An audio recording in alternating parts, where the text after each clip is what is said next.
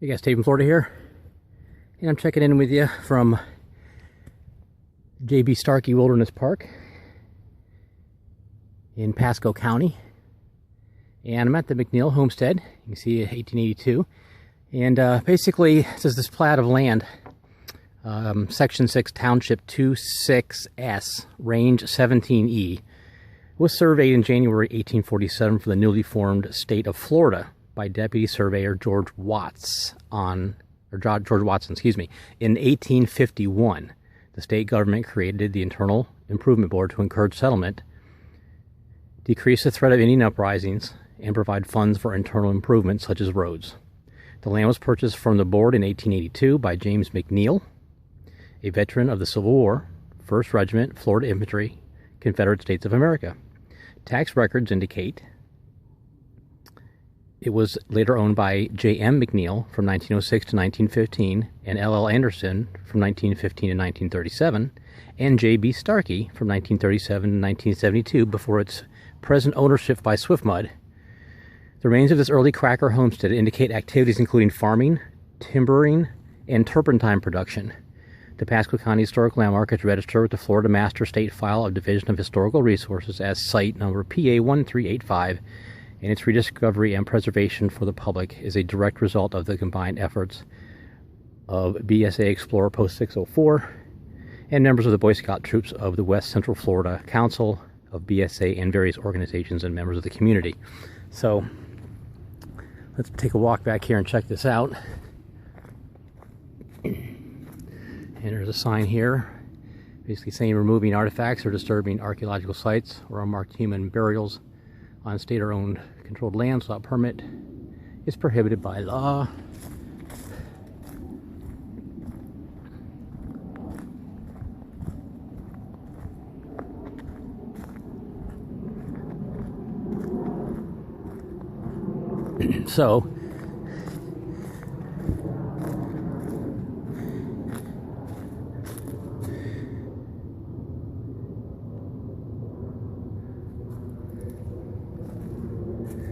So these are the objects that are supposedly still out here. So we'll see if we can find them. I don't think the car's out here. I could be wrong. Okay, so here is the remnants of the old well. It was lined with brick and was most likely made around the late 1800s. The minimal depth of the well was due to the shallow water table and surrounding lakes.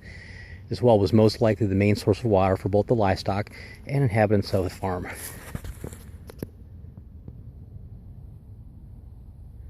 So you can see the bricks that are still left here from it.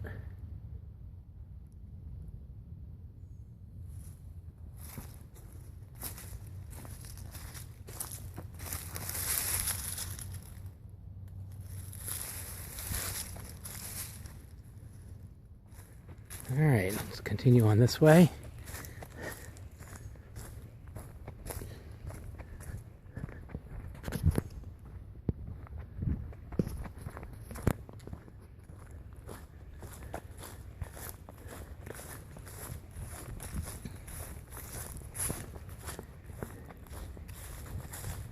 Okay, now this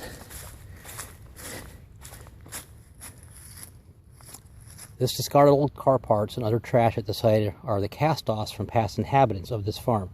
The treasure of these artifacts lie in the information they reveal when combined with other objects. Archaeologists don't only dig for artifacts, but mainly for the information that these clues leave behind. So the old car is here. It's just in pieces.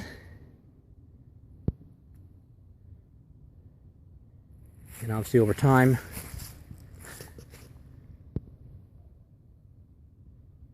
this is all that remains. Still pretty neat though.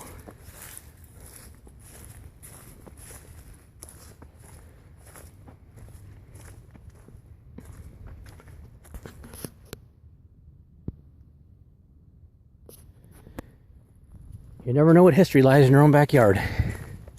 Alright, animal pens. 2 animal pens made of wire and rough hewn boards still exist on the property. Small livestock such as hogs and goats were most likely kept here. There's really not a whole lot left of that at all. but it is still here.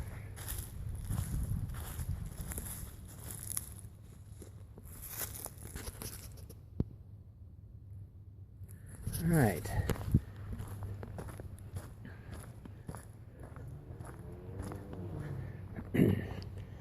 Okay, so this is where the log cabin was. 2-notch logs and a small mound of earth contain metal roofing material and bricks are all that remain of a 10 by 20 foot building made of logs. A small kitchen area possibly stood off to the side on the left.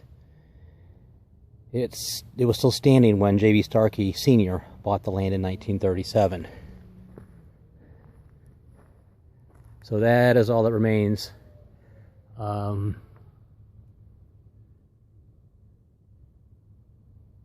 there, that's all that's left.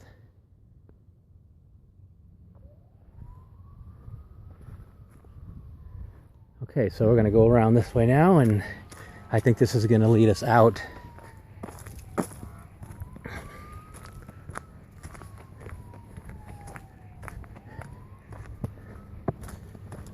And this is a grave site. So pioneer frontier graves were often surrounded by rocks, seashells, or other pieces of household pottery. Without readily available transportation to take the deceased to a cemetery, family members were often buried on the property soon after death. Research of early census records suggests that this is the grave of James McNeil's first wife, Martha, born 1849, and his son, Donald, born 1870, and they died before 1880.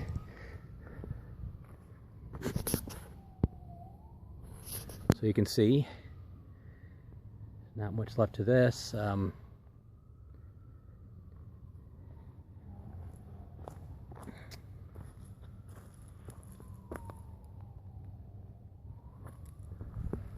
right.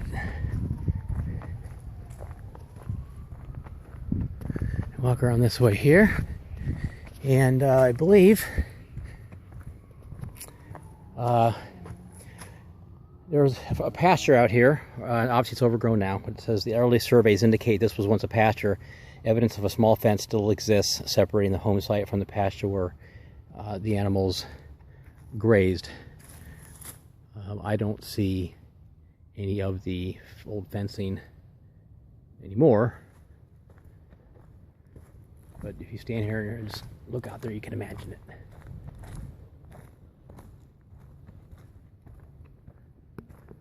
Okay, so that's basically it of the McNeil homestead from the 1800s out here at J.B. Starkey Park.